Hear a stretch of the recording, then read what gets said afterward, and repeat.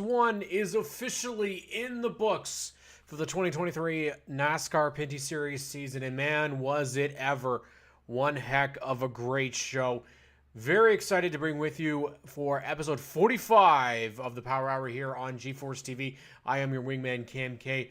I'm not going to be talking for very long because we've got a very special guest, Treyton Lapevich, joining us with Regan McCauley. He is going to talk all about his amazing finish to the first race of the season. It was definitely a lot of fun, but Treyton gives a really good interview here, and started interviewing him a couple years ago, and his interview game has definitely gone up a big amount, and really proud of him. He put in a great effort, and big fan of Treyton and definitely the NASCAR Pinty Series, guys. Lots of stuff to talk about.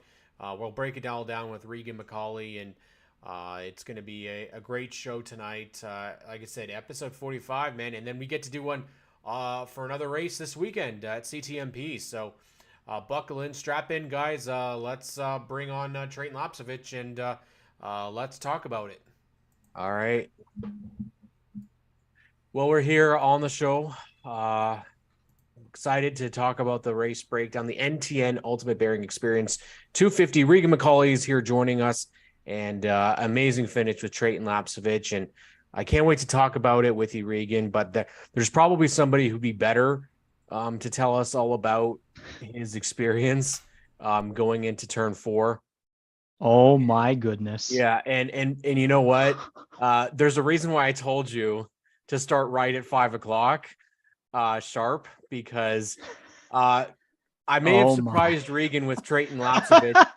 Oh, that's incredible. For his first ever interview, and didn't want to put him on the spot here, Treyton, but I figured who better to do it than the first winner of the 2023 season, man. That smile tells us a lot, eh? How you doing, buddy? I'm pretty good. How are you guys?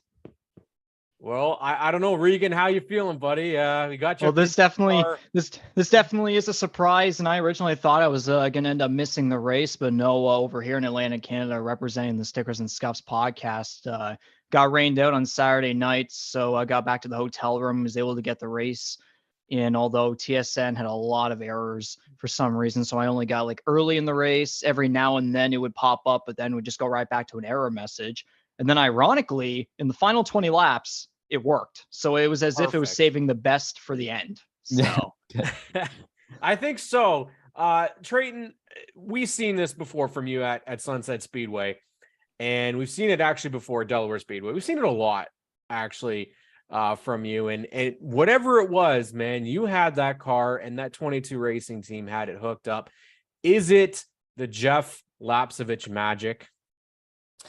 You know what? I wouldn't say it's not the Jeff Lapevich magic, because we work really good together. I mean, obviously, every race like that I won in late models, super stocks, mini stocks, even dating back, it's all been my dad. I think I don't want to say that it was completely attributed to the crew chief change, because obviously my last crew chief, Terry, he was a great crew chief as well, very knowledgeable. But I think the advantage having my dad with me is that he knows what I'm looking for. He's always kind of known what I'm searching for. He understands how I explain things. He knows, and I mean, that's all a chemistry thing. Terry was getting pretty good with it too, but just obviously no one knows you better than your dad. So he understands what I was talking about. I was always searching for a feel last year too. And I was searching for a feel the year before, but this weekend we definitely found the feel. We know how we got there. So I think it's definitely been a good year to have my dad back on the top of the box. The cool thing was seeing Faith with your brother on FaceTime in Victory Lane. That's got to be really cool. Yeah, it was. He was in Nashville for the ARCA race.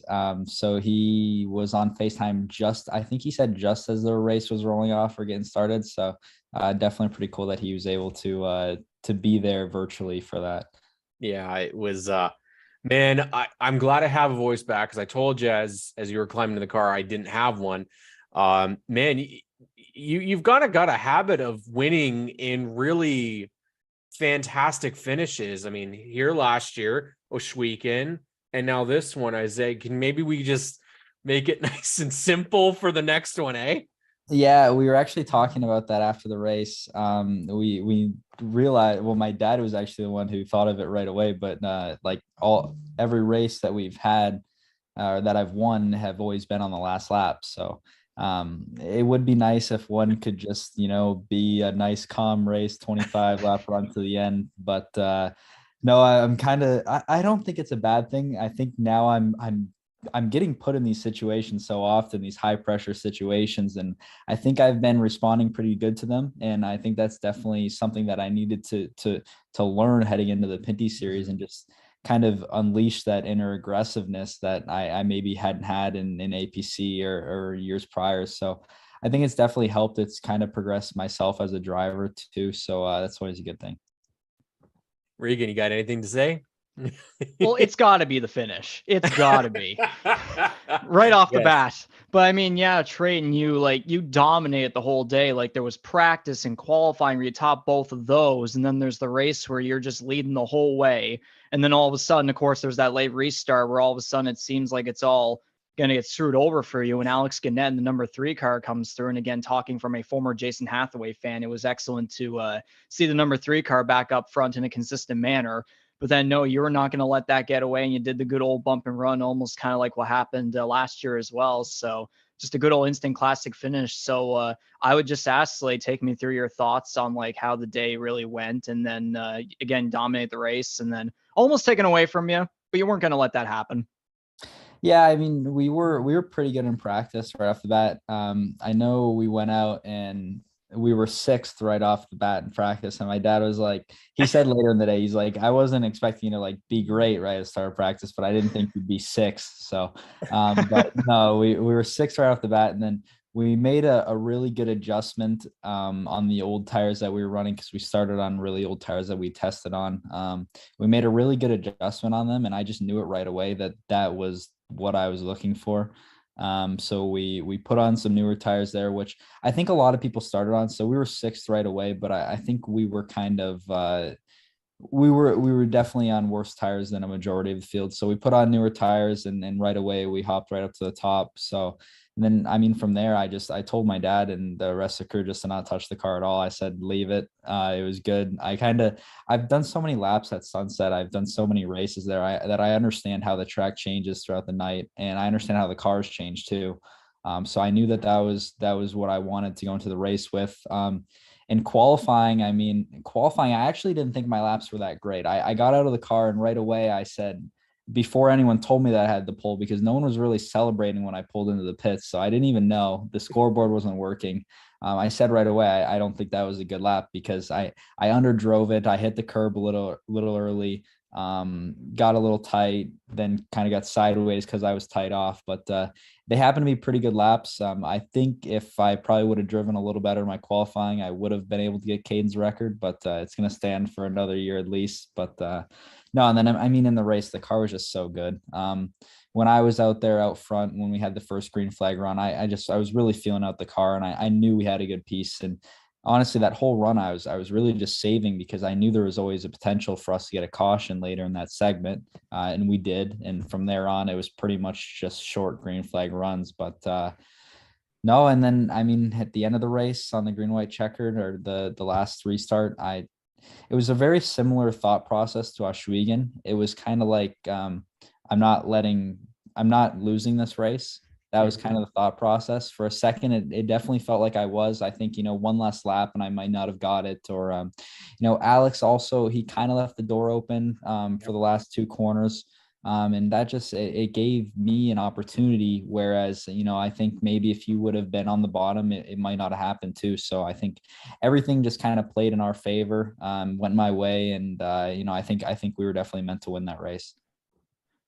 And I was thinking too, like that car control on that move too was pretty sick. I thought you were both going around that corner right in front of the whole field. Yeah.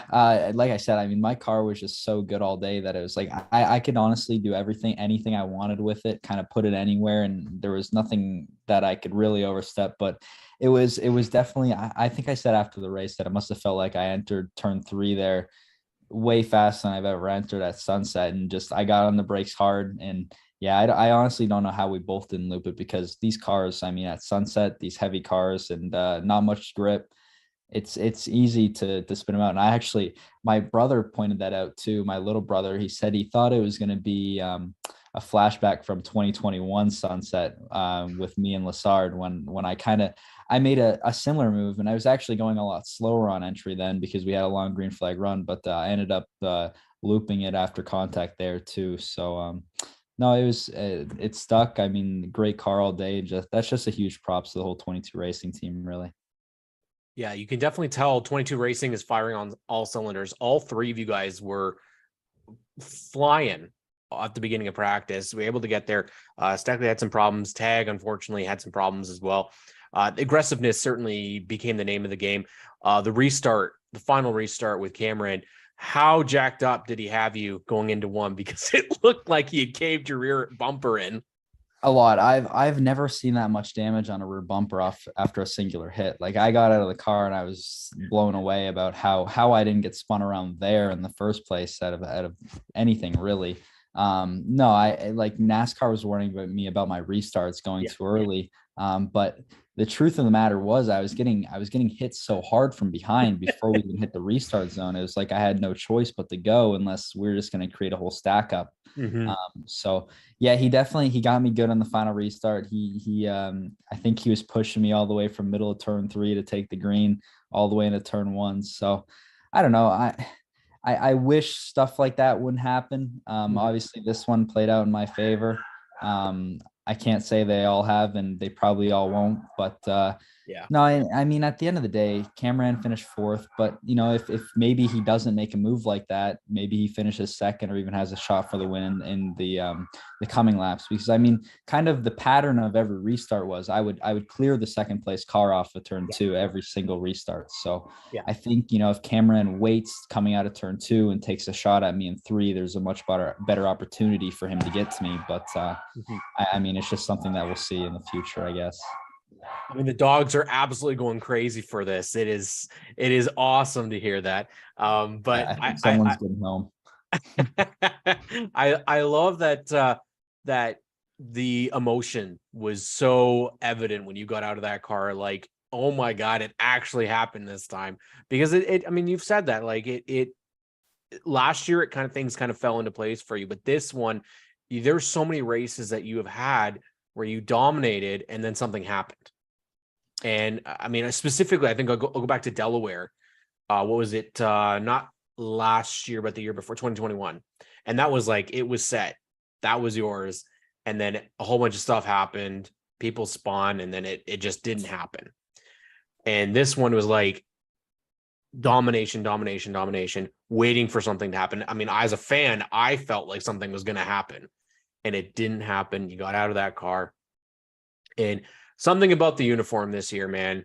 If it's the Delta Bingo, I don't know what it is, but it seems to be a really nice, like, bright uniform compared to maybe just the black that you had before. The car is absolutely beautiful. That paint job on it. And I didn't even notice that you guys kind of have the numbers skewed a little bit towards the front of the car. And you had some partners on that car that I had to ask for clarification, but it was their first time on a race car, and you got them into victory lane. Let's talk about the partners that you had on there. Yeah, I mean, Leading Edge Earthworks and D'Souza Railing Company, they were 2 sponsors that actually came on really late. D'Souza is going to be with us for the whole year, and then Leading Edge, that was their first time being on a winning car in the NASCAR Pinty series. So it was really cool, and hopefully we can have them involved in more races going forward. They're a longtime supporter of Sunset Speedway, really. So a very local company to the Barrie, the Innisfil area. So definitely really cool to have them on board and win for them in their home race, really. So no, it's amazing. And then like you mentioned, the numbers being skewed a little bit forward, that it definitely gives us an opportunity to produce more visibility for Delta Bingo and FBM as well. So a great opportunity there, and it definitely ties the car all together nice. We're really happy to have Delta Bingo back in bigger force this year, and then obviously FBM returning means a lot as well. Yeah, I mean, you've got some great partners on that car. Still room for partners, I believe, for the rest of this year. Is your schedule set yet, or are we still potentially looking at needing some more assistance to make it happen? Right now we're getting there. We do have so Leading Edge was on the car and the quarter panels for Sunset, and then D'Souza Railing is going to be stepping up for CTMP. They're going to be on the quarter panel for their second race involved with us, and then from there on we're we're right now we have enough support to run, I think, about 3/4 of the season. And we're inching closer kind of every day. So, we're working hard at it. I think we're having meetings about every other day or even every day sometimes. So it's definitely a lot of stuff going on. Everyone's working hard, and just hopefully we can put it all together by the end of the season. It's definitely something that we want to see. And so we always want to put it out there here on the Power Hour and on the Stickers and Scuffs podcast, anywhere really. People I think don't know what it's like to be involved in motorsports, but if you get somebody like Treyton Lapevich, obviously you've got a great chance of being at the front of the field, getting a lot of coverage, TV and social media.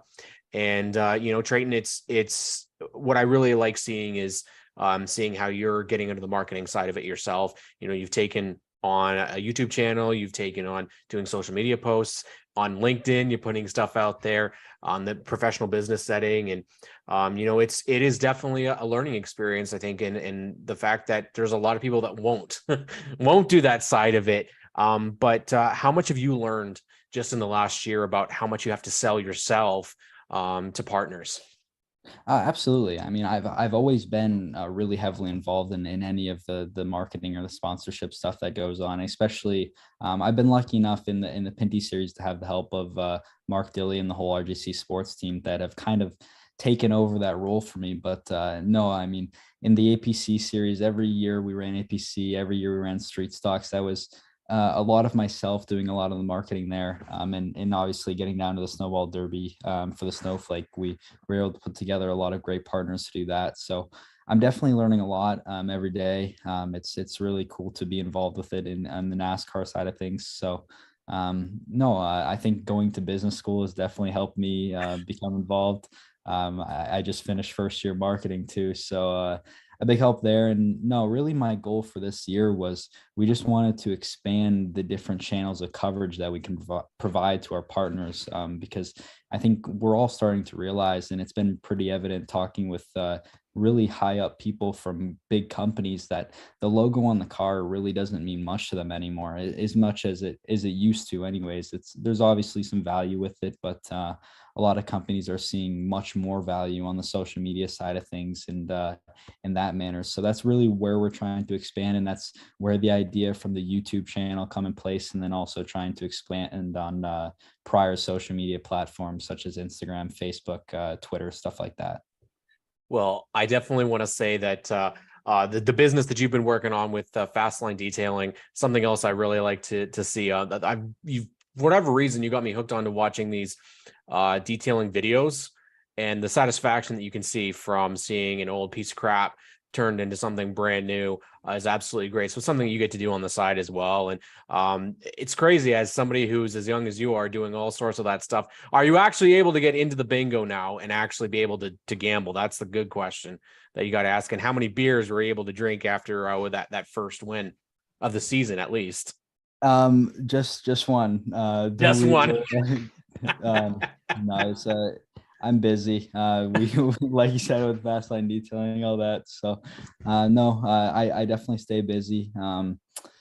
Yeah, I haven't taken really full advantage of turning 19. I wouldn't say it just feels like another year, honestly. So, but it was definitely great to be able to celebrate in that manner with the team.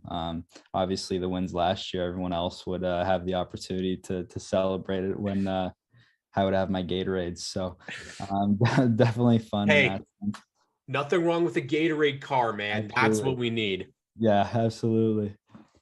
Treyton, we don't want to take more of your time, man. Honestly, thank you so much. I know it's probably been a crazy couple of days for you, and obviously you're heading back out to CTMP this weekend. How you feel about road course program? It's a little bit different for you. It's not really where your forte is, but and then of course going back to in a couple of months, you're heading over to I guess this direction, heading over to his Regan's neck of the woods over to Eastbound Park. So talk about that experience. Yeah, I think CTMP's kind of been it's been a track that we've been pretty good at, especially in 2021. We had a great run there. I think I finished third my first time there. 2022 we definitely saw some bad luck, and then with the rain as well. I feel like it rained both times we were there. It did, yes. It was It was freezing. ridiculous. So hopefully, fingers crossed, the weather is looking better for this weekend, anyways. We've always had a pretty good road course program, I would say. We finally got to test at CTMP last week, actually. So that was the first time we've ever tested at CTMP. My only laps there prior had been on race day, practice and whatnot. So that was definitely good to be able to get there and just try some different things. We learn a lot in testing. We're able to play with the feel. We make adjustments that was kind of where I get to feel what they do to the car. In the sense that, my road course racing experience is obviously not as deep as some other drivers and my teammate tags. So kind of before I was just a follower. I kind of just drive the car, they set it up, and I drive it however it is. But it was nice to get some testing and to feel what different things do on the road course. It's not something that I'm as much familiar with on the oval side of things, where I kind of know what everything does. And I know that feel that I'm looking for, but definitely great to get some testing in. Well, and then we head out. You're going to head out to Atlantic Canada, heading over to Eastbound Park once again. Made the first trip to Newfoundland last year. How was that experience? I enjoyed Newfoundland last year. It was definitely a cool track. I like those tracks that are not so much as generic as others. I think Newfoundland definitely had a lot of character to it, and it was different, especially turn one, compared to what we're used to here in Ontario and the tracks we've run in Quebec as well. So I liked it. I think when we finished second there last year, we may not have had the winning car, but we had a second place car, probably where we ended up. That's probably where we should have ended up. But we had a shot at the win, definitely. And hopefully with how our program is this year, we can improve on that. It was our first year at Newfoundland, first year for everyone, and we have a notebook coming back this year. So hopefully we can take advantage of that and make the car a little bit better this time around. Well, Regan, you got anything else for our man Treyton Lapevich before we let him go? Well, of course, Cam, you have to be repping the shirt there, huh? Treyton Lapevich, you still got merch for this year, or we got to go to the site? The site. The site. So what's the site for everybody to go to?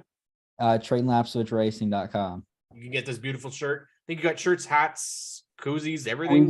We got shirts, sweaters. I think there's crew necks on there, hoodies, a little bit of everything. There's long sleeves. Yeah. No thongs or anything like that yet. So no, we're trying to get to a point where we can carry merch at the racetrack. So hopefully we can get there. It's just everything kind of comes together so soon and so close to the race season getting going. So it's definitely something that we're going to try and look into as we move in further in the season. Regan, anything you got? Well, based on how you perform there at Sunset, we definitely want to see more of that over the upcoming races, and hopefully you'll be able to put things together and even be able to run the full season, of course. Absolutely. I'm just hoping that we can definitely continue showing up to the track with fast cars like that. I think a lot of our issues last year were those DNFs. So hopefully we can cure all that. And just get these consistent finishes, compete for these wins, and hopefully wrap up with a good season. Well, it turns out that you were the person that was picked by the NASCAR Pinty Series community page as the person that was going to win the season opener. So turned out pretty good there. How can people follow along with your racing journey this year with your social media? Absolutely. Like you mentioned earlier, we're kind of building a presence on every social media platform. So for the most part, it's just my name on Instagram, Facebook, Twitter, and then Treyton Lapevich Racing on YouTube. I think if I get some time this week, we're going to finish up the video from Sunset and put that out there. So it should be good. Well, Treyton Lapevich, winner of the NTN Ultimate Bearing Experience 250 season opener for the NASCAR Pinty Series, joining us on the Power Hour tonight. Thank you so much, Treyton. We really appreciate you taking some time to chat with both of us. Thanks, guys. So I didn't warn you ahead of time. You did not. Because I thought, what nice surprise would it be for Regan to get an opportunity to chat with the winners. So that's why I was like, we got to start like at this time sharp, because I didn't have it set up at the moment I had sent you that, but man, what a race, eh? That was and for experience wise, like I was there. Regan, there was battles the entire race, and I was oh yeah. I was completely shocked, because the first half of the race, there were guys that were absolute crap who came back and finished in great positions. Brandon McFarland was one of them. They were they were out to lunch in that first half. He was slow. They were struggling. You could see it. And then all of a sudden, it's like they woke up, and he just flew through lap cars. He kept it clean. Wallace Stacy had a great race. Probably his best race of his career. Kept it clean. Didn't have a single spin. Stayed out of the way. I think it was only 2 laps down at the end of the race. So a solid race for him. And again, he's brand new still to this deal. He's not an oval track racer. He's not a pavement racer. It got a little chaotic towards the end. I think we could say was typical short track racing. Not surprising. But you mentioned Treyton's move was kind of a bump and run, but he just kind of like dove it inside. And I agree with you. I thought there's no way that they're making it out of 3 and 4. None. And I thought Cameron was going to go to the inside. What a finish. That's how you start the season. Well, yeah, I thought they were going to block the whole damn track with what had happened there. Lacroix would have tried the outside, Cameron would have tried the inside, and both of them could have gotten wrecked there somehow. And obviously first of all, I'll say that interview will definitely help get the channel some attention right there. So thank you for that one. But yeah, like going through just some of the headlines I was able to capture from the whole race, especially first from like practice and qualifying, a guy like Donald Teague, gets 10th in practice, qualifies second, and then he goes on to get a top 5, a very solid race for the number 80 car. You know what's funny about that too is I asked Teague how the car was, and he said it was crap before he went out and sat on the front row. So I know not to listen to what the Don says now, because the Don is clearly, that's his game face. He says it's crap and then goes out and does that. Yeah. And then as the race goes on to again, TSM was kind of sucky. I'm sure people that watched on Flow Racing probably had a better time on there. But from what I saw through the race, I know the top 5 was pretty interesting early on. Like obviously Lapevich was dominating. Alex Gannett was up at the front. Donald Teague there as well. And also too, Kyle Steckley had a fantastic car. Like he practiced 3rd, qualified 6th, and then in the race he has the car on pace for, I would say, maybe a podium. And then of course and then it gets screwed over by the end. And we didn't know what happened when we were at the track, because obviously the broadcast doesn't know either, right? And it turns out the battery died, and I was like, well, of all things, a battery dying at a 250, it's not something I don't know. It's not something I would have thought would have happened on the first race of the season. So I guess faulty battery or something, but for sure, he again has had a knack for this deal. I mean, when you're the son of Scott Steckley, clearly you've got talent, but I don't think for still being in high school, he's poising himself very well to be a champion in the future. I mean, I don't know what you think, but the Ontario talent pool is starting to become very noticeable. And again, when we talked with Treyton Lapevich, he talked about how you can't just get a logo on a race car. You have to have that marketability.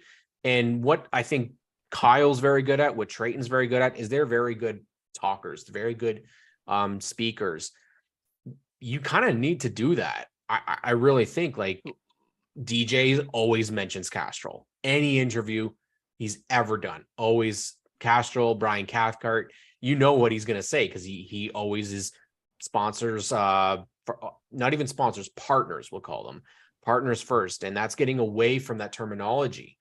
I think it's something that racers that I talk with, we've started to try and change the language. Tony Spiteri, who's in charge in NASCAR Canada, had talked with us about that and said, you want to change the wording, because sponsor sounds like someone's just giving you money. And that's not true. That's not what people want. It's not you just give us money and you don't do anything in return. Well, that's the thing. Whenever it's a partnership, it's a collaboration. It sounds like a win-win right there. But then when you say sponsorship, it's just like, yeah, here's some money. There you go. I'll help you out that way. Exactly. And you can't, no one's going to just give you that money to just spend. You know, you got guys that, I mean, we've talked about this. Like, there's some great stuff that came out of this weekend. Brandon McFarland, Josh Collins. I didn't know Make-A-Wish was going to be on the hood. And that is a fantastic story. Winging It has a great collaboration with Make-A-Wish. And they're basically going to work together and have contributions made to Make-A-Wish through Winging It, through their NASCAR Pinty Series program.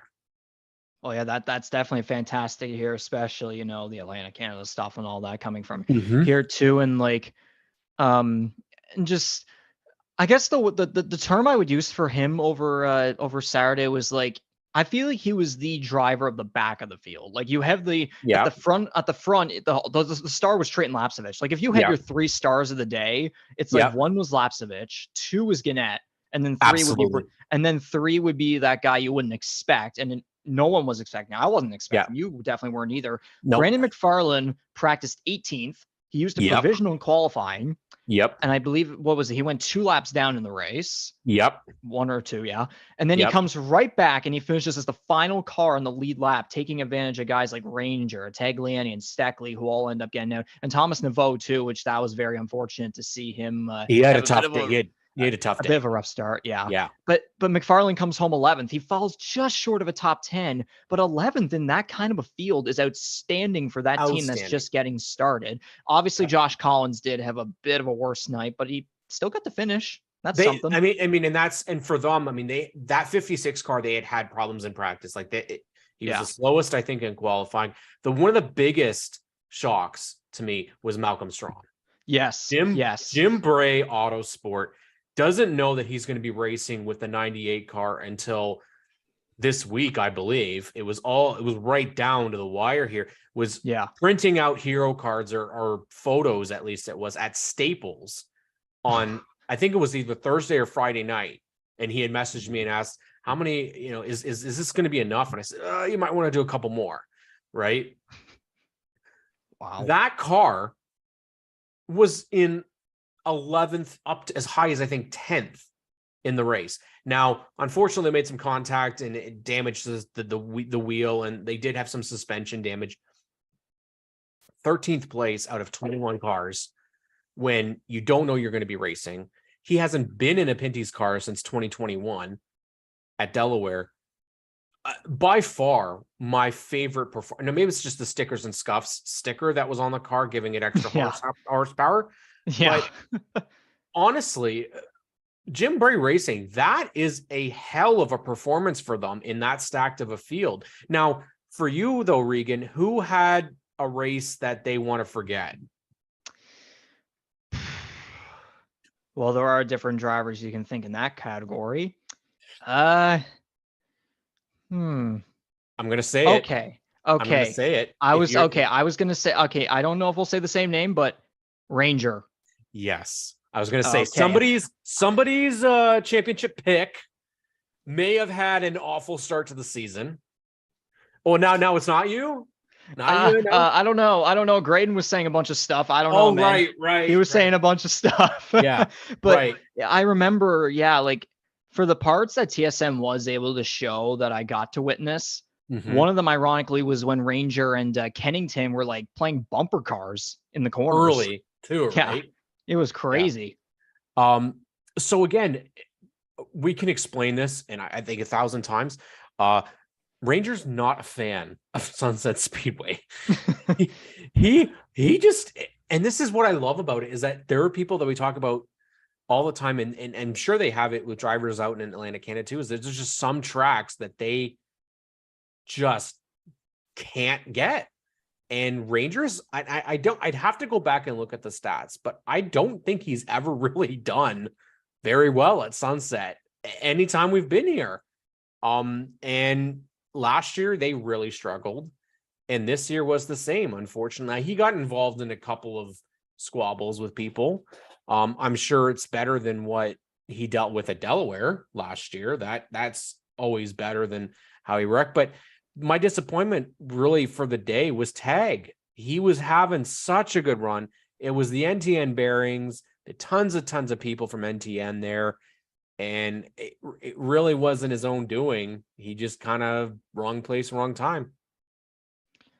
Yeah, exactly. And again, going back to, there's other guys too. One situation I remember was between JP Bergeron and Glenn Stiers. Unfortunately, Stiers got the wrong end of that one. He didn't finish the race, 49 laps down. But then, of course, we go right back to the positives. It doesn't end there, because JP Bergeron went on to finish 8th. That's another one. He was also way behind at the beginning of the race. And I think, what was it like in qualifying? He got the worst lap in qualifying. 18th. I know. I think it was like 18th was his. Like there was those like 4 provisionals or something like that, and then he was like right there. Yeah, like and I don't know how it happened. He just, and that's what I meant. Like the racing itself, I was blown away with how good it was. I said the field was going to be competitive. I didn't think it was going to be that competitive. And also too, Larry Jackson, he had a good run too. And he was involved and had to come in because the tail got ripped off the car and it was hanging off. That was him and Ranger that had contact there. Yeah. Ranger got it to the front and he got it on the back. He comes in and I'm like, oh man, Larry was in the top 10. He was ahead of DJ. He was ahead. And that's another guy. DJ was a lap down really early. He came back and finished, I think, 6th? I think he finished. Like the amount of people that struggled and came back, and then the people that were at the front and fell back, it was awesome. It was such an entertaining race. And I lost my friggin' mind because, again, like you said, we talked about Team 3. I really liked that move in the offseason. Really liked that move with Alex Gannett going there. And in the first, I think that may have been his best ever qualifying in an oval. And I'm pretty sure it was his best ever finish on an oval. Oh, definitely was. And we have not seen the 3-car up front since Jason, I think, since 2020. I mean, Brett, I think, had a podium, but he may have been in the he may have been in the 33 when he was on the podium. So it's been a long time. Cole Powell, I think, would have been the last time that we saw a victory that was during the full season. Jason won obviously several times in the abbreviated season in 2020. So you gotta love it. Team 3, Ed Hackinson's been at this deal for forever. Jamie Hackinson's been at this deal forever. And they had a really tough year. A great start with Dexter last year, finishing in 3rd place at CTMP. But really, aside from that, and then of course Raphael finishing runner-up at Sunset last year too. This is what you want to see. You want to see teams kind of come back and rebuild. And I really, after this first race, I'd say Cameron's still very strong. And I think the real story will be how Kevin Lacroix, LP Dumoulin, Andrew Ranger are this weekend at CTMP. Because I think that's really who's going to be the best on the road courses this year.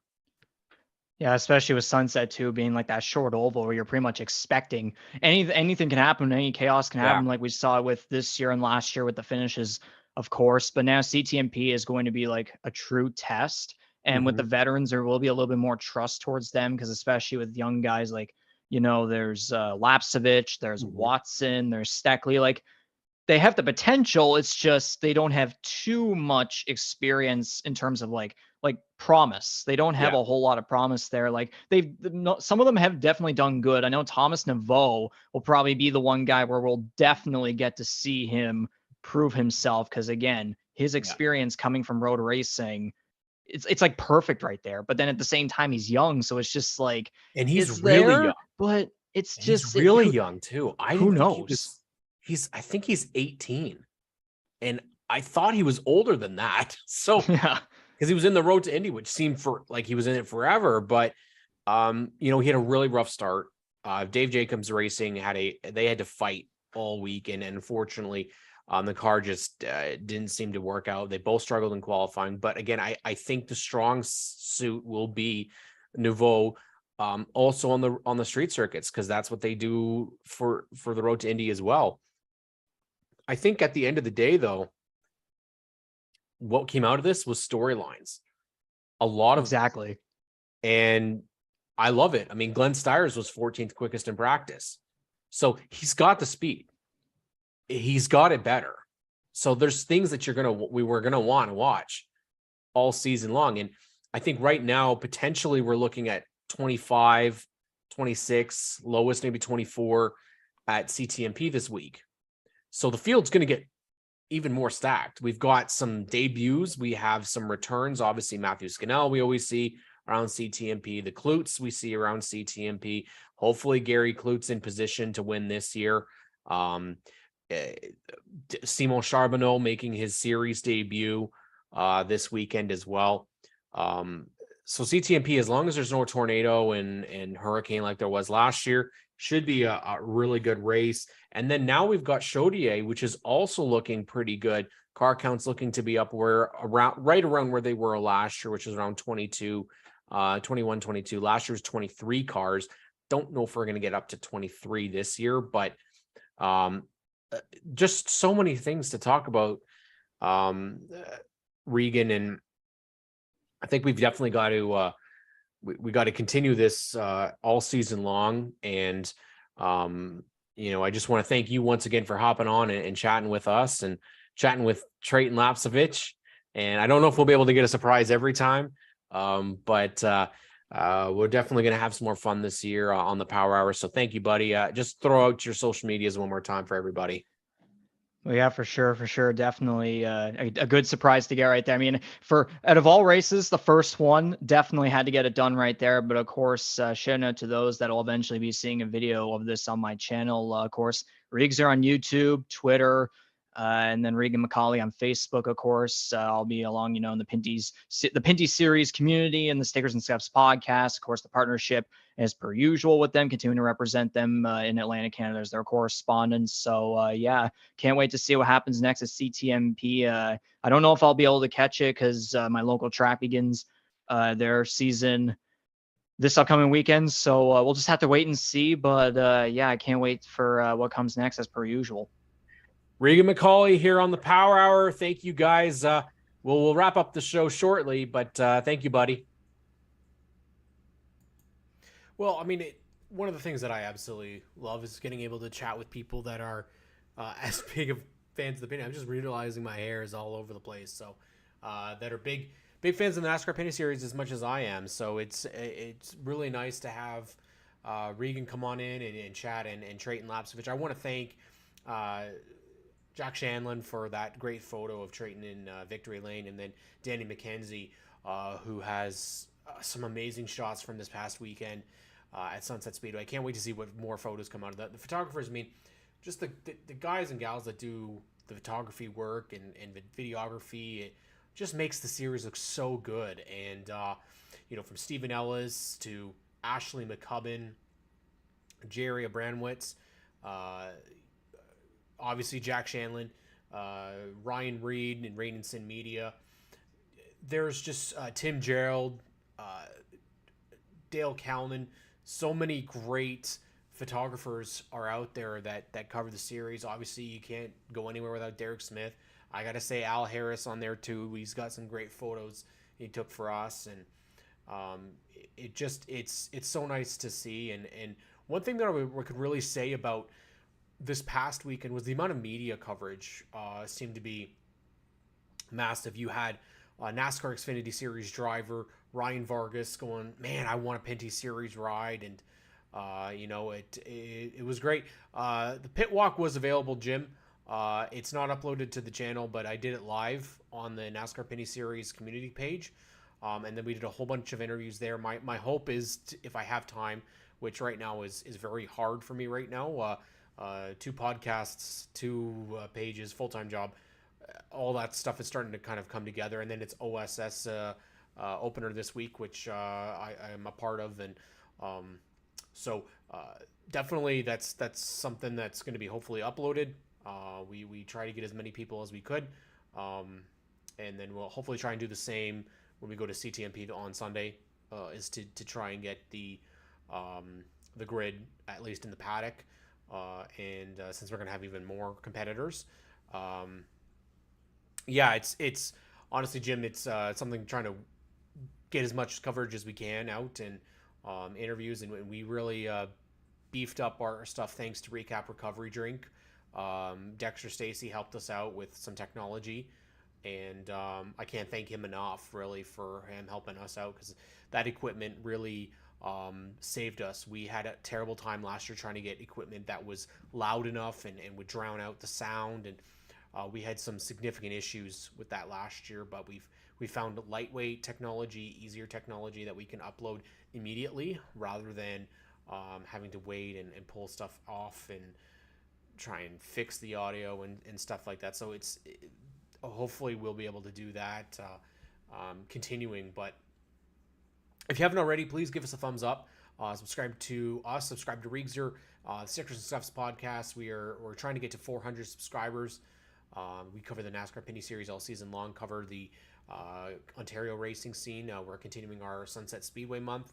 And of course, G-Force TV is going to be your home starting this weekend. You've got some really exciting stuff happening. Obviously, the APC Series opener, I believe it's Oshweekend as well on Friday night. So we are ready to go racing this week. And if you're able to go out to the racetrack Sunday, actually, Velocity at Sunset Speedway is happening. So more great, fantastic racing. The tracks are pretty much starting to open up now. I think we're still waiting for Peterborough, still waiting for Sauble, but Flamborough had their opening. Delaware's been open. Delaware also this Friday on Rogers TV London, their season debut on television. So definitely, we definitely want to thank them for what they do.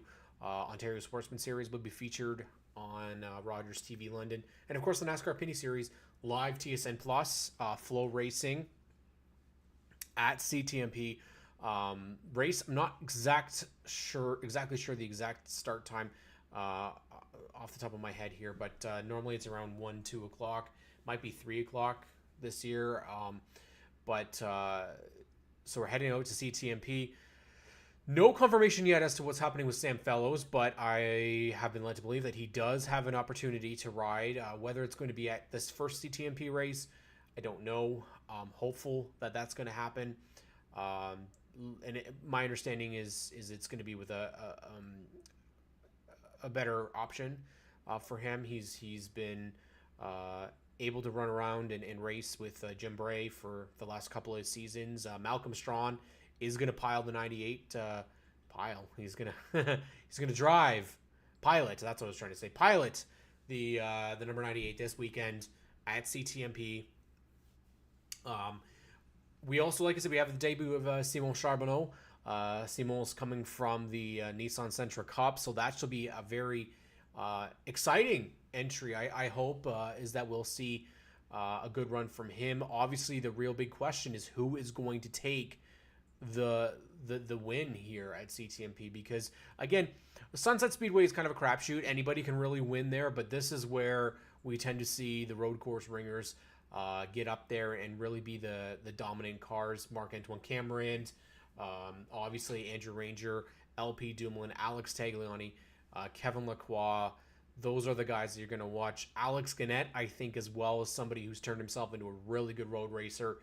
We saw, obviously, GP3R. He had a great run. Also ran really well in iCar. So I think Gannett is somebody else that you're going to have to watch. Team 3 Red, man, they are not kidding around. Dexter Stacy finished third at CTMP last year. He's also sneaky good there. So and I've got to throw out Matthew Scannell. Matthew always does a great job in, I'd say we know it's like lower funded equipment. They don't have the money, the budget to really go out and be able to afford all the stuff that the big teams do have. So definitely go out there and enjoy CTMP. Take a nice stroll, man. Hopefully the weather's great. It was cold and rainy last year. You can ask cameraman Al, Terry in the chat. It was cold last year. I was in shorts, and that was a mistake. And then it was actually cold. It was actually rainy the second race there as well. So unfortunately, they had a terrible weekend last year. A tornado pretty much took over CTMP, and there were some injuries. There was lots of damage made. So definitely make sure you check it out. Also, the replay for Sunset Speedway, TSN 5 at 4 p.m. For the NASCAR Pinty Series replay on TV. That's TSN 5. RDS, I believe that broadcast will come a little bit later. And if you have Flow Racing, you can rewatch, I believe, at any time. Again, TSN Plus.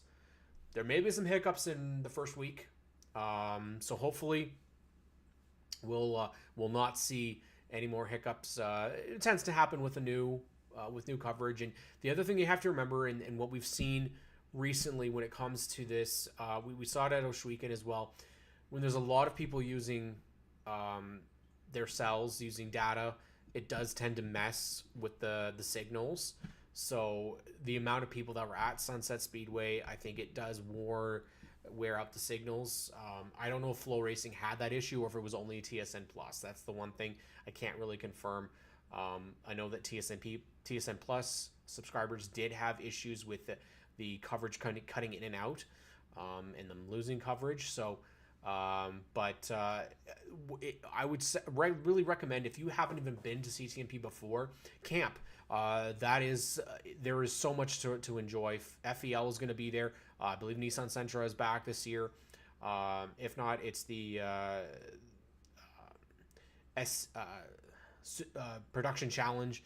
Porsche Carrera Cup typically has races there. So, and then of course there's IMSA later on this year. So CTMP definitely puts on a great show. So Flo was flawless the whole race, Jim says. So again, there's different issues when it comes to platforms. I would hope TSN gets it sorted out, especially because this is a subscription-based service that people are paying for, and people are going to specifically see the Pinty's race. So, but we know technical challenges happen kind of all over the place. So as long as they get that sorted out, I think timing and scoring, we didn't have any issues at Sunset Speedway, which is great. That's what fans need. They're making improvements to NASCAR.ca. Adding so much stuff on there. The point standings are already up. The race information is already up. But definitely make sure you go and check out Canadian Tire Motorsport Park if you haven't before. I'm not sure about ticket situations, but I'm pretty sure we're still good for that. And make a day of it. It is really from sun up to about 5 o'clock in the afternoon, racing all the time. I mean, it is a great show. The paddock is accessible for fans. Lots of places to check out around the track for different actions. If you want to take video, if you want to take photos, lots of places to see it. And of course, you get right up and close with the NASCAR Pinty Series stars. So it is definitely a great place to tune into. The racing should be good. We still got a lot of stuff to figure out, man. Will Andrew Ranger be able to come back from a tough first start of the race, first start of the season? It is not a place that he's a fan of, is Sunset Speedway. So hopefully Andrew is able to get out there and get himself in front. White Motorsports looking to rebound after a tough first race for them. Definitely opportunities galore for Andrew Ranger. And who's going to win the pole position? I mean, we need to see if there's going to be a changing of the guards here, or whether or not we're going to see some strength, because at the end of the day, it is Sunset is one thing, but CTMP, if it's anything like what we saw last year, it was a bit of a dud for most of the race. Weather really did play a role, but I don't think you're going to see that this year. The way that the field, how close the field was this year at Sunset makes me think that we're in for one hell of a show at CTMP as well. Maybe not ending the way that it did with Gary and Kevin Lacroix, but at the end of the day, lots of storylines to talk about, as we mentioned. Lots of things. I can't thank Treyton Lapevich enough for coming on and chatting with us. Regan McCauley, once again, for coming on. Everybody in the chat, really appreciate you guys, everybody that's tuned in. Make sure, of course, GeForce TV this weekend, Oshweekend on Friday, and then, of course, the APC Series season opener. It is from Sunset Speedway as well. So lots of great action. Of course, North Wilkesboro for NASCAR down south. The biggest return of them all. So you've got racing galore this weekend. Definitely get out and enjoy it. If you can't make it to the racetrack, watch it live if you can. And if not, it will be available for replay at some point. Other options, of course, you can follow it all up. Make sure you check out the NASCAR Pinty Series community page. We will be covering it all weekend long. And we can't wait to see you guys there. But that is going to wrap it up for this week. I've got to do another podcast right now. So I just want to thank each and every one of you guys for tuning in once again here to the Power Hour. We're approaching 50 episodes on GeForce TV. We will make it there. We are going to see it. Yes, so she can open this Friday. No worries at all if you can't make it to the racetrack, because you can rewatch all year long. That's the best thing about us on GeForce TV. If you can't get it sorted the first time around, you can always come back and watch it later. Have a great week, everybody. CTMP this weekend for the NASCAR Pinty Series. We are officially green on the 2023 season.